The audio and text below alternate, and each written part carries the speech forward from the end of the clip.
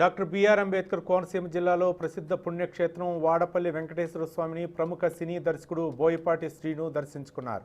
ఆలయం వద్దకు చేరుకున్న ఆయనకు పాలక మండలి సభ్యులు, అర్చకులు, సిబ్బంది ఆలయ మర్యాదలతో స్వాగతం పలికారు.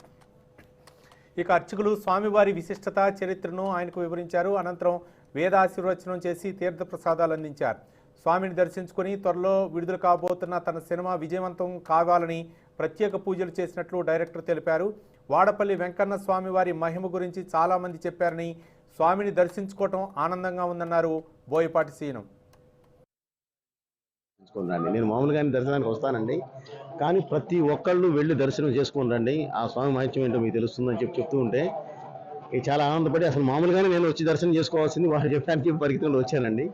వచ్చి దర్శనం చేసుకున్న తర్వాత అంటే స్వామివారి గురించి నేనే చెప్తానండి, ఏం చెప్పడానికి ఏం లేదండి. ఎందుకంటే మహాద్భుతం, ఇంత మించి గొప్ప పదం నేనే వాడలేను. ఎందుకంటే ఎర్ర చందనంతో కొలువై ఉన్న స్వామివారిది నిజంగా చూసిన తర్వాత మనసు ఎంతో ప్రశాంతంగా అయిందండి.